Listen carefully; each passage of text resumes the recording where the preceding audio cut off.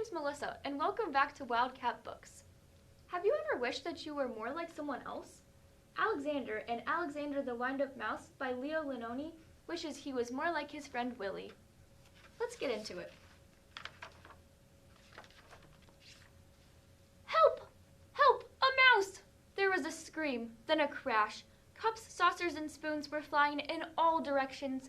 Alexander ran for his hole as fast as his little legs could take him.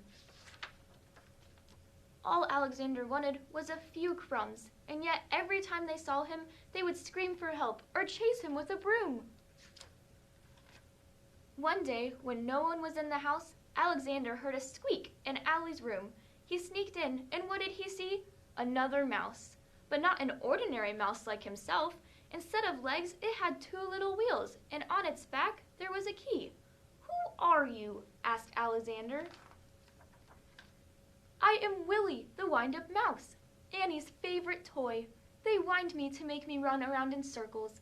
They cuddle me, and at night I sleep on a soft white pillow between the doll and woolly teddy bear. Everyone loves me."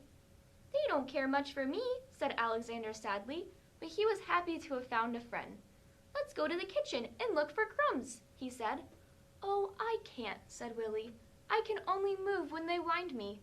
But I don't mind. Everyone loves me."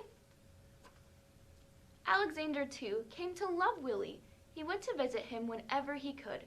He told him of his adventures with brooms, flying saucers, and mousetraps. Willy talked about the penguin, woolly bear, and mostly about Allie. The two friends spent many happy hours together.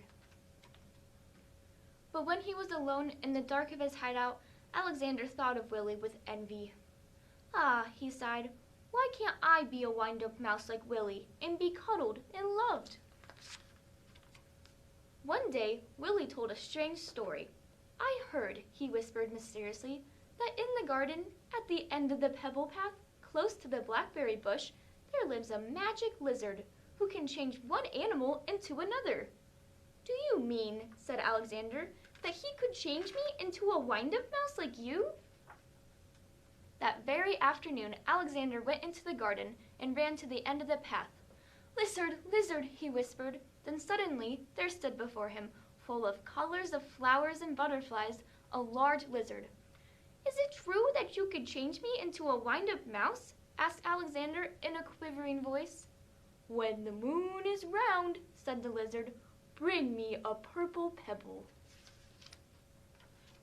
For days and days, Alexander searched the garden for a purple pebble. In vain he found yellow pebbles and blue pebbles and green pebbles, but not one tiny purple pebble. At last, tired and hungry, he returned to the house. In a corner of the pantry, he saw a box full of old toys, and there between blocks and broken dolls was Willy. "What happened?" asked Alexander, surprised. Willy told him a sad story. It had been Allie's birthday, and there had been a party, and everyone brought a gift. The next day, Willy sighed, "Many of the old toys were dumped in this box. We will all be thrown away." Alexander was almost in tears. Poor Willy," he thought, but then suddenly something caught his eye. Could it be? Yes, it was. A little purple pebble. All excited, he ran to the garden, the precious pebble tight in his arms. There was a full moon. Out of breath, Alexander stopped near the blackberry bush.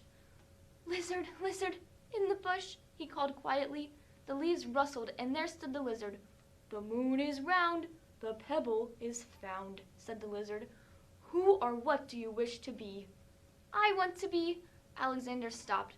Then suddenly he said, "Lizard, lizard, could you change me into a mouse, Willy, into a mouse like me?" The lizard blinked. There was a blinding light, then all was quiet. The purple pebble was gone. Alexander ran back to the house as fast as he could. The box was there, but alas, it was empty. Too late, he thought. With a heavy heart, he went to his hole in the baseboard. What do you think happened? Do you think that Willy turned into a real mouse? You can find out when you check out this book at the Jackson Library.